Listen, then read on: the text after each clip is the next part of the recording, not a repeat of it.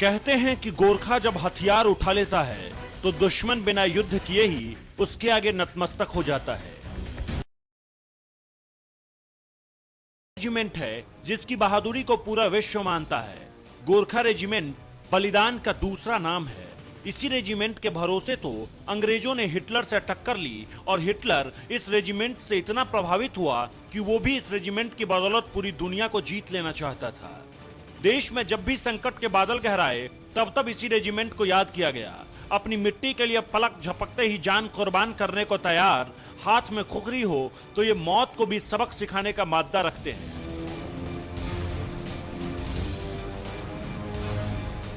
आप सोच रहे होंगे कि भारत में गोरखा कैसे आया, तो आपको बता दें कि नेपाल से गोरखा आए हैं। हिमालय की तलहटी में बसा नेपाल में गोरखा नाम का एक जिला है जो योद्धाओं के लिए विख्यात है। गोरखा किसी एक जाति के योद्धा नहीं, बल्कि उन्हें पहाड़ों में रहने वाले सुनवार, गुरुंग, राय, मागर और लिंबू जातियों से भर्ती किया जाता है।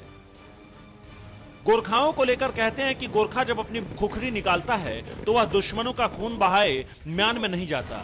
गोरखा पलटन विश्व के सबसे बहादुर पलटनों में से एक है।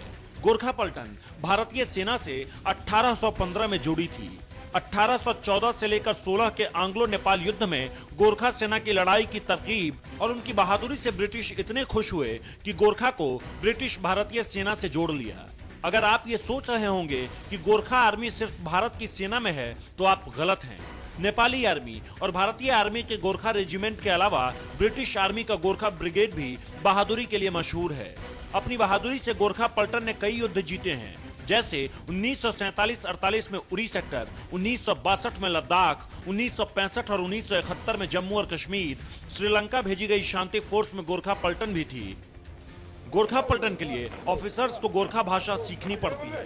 ब्रिटिश या भारतीय ऑफिसर्स के लिए जरूरी है ताकि वह अपनी सेना के सैनिकों से उनकी ही भाषा में बात कर सके।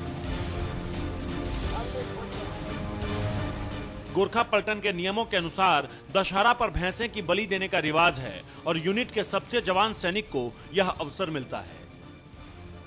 इससे पहले देश के आर्मी चीफ रहे दलबीर सिंह सुहाग भी गोरखा राइफल से ही थे।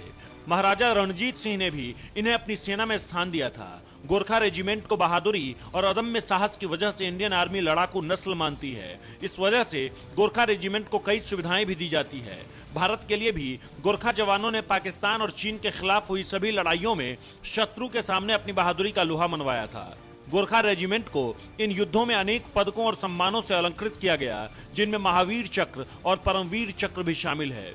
बलिदान ही इस रेजिमेंट की पहचान है। यहाँ होने का मतलब चुनौतियों से दो चार होना है। मातृभूमि पर मिटना इस रेजिमेंट की पहचान है। धन्य है यह रेजिमेंट जो हमारे देश की रक्षा के लिए सदैव तत्पर रहती है।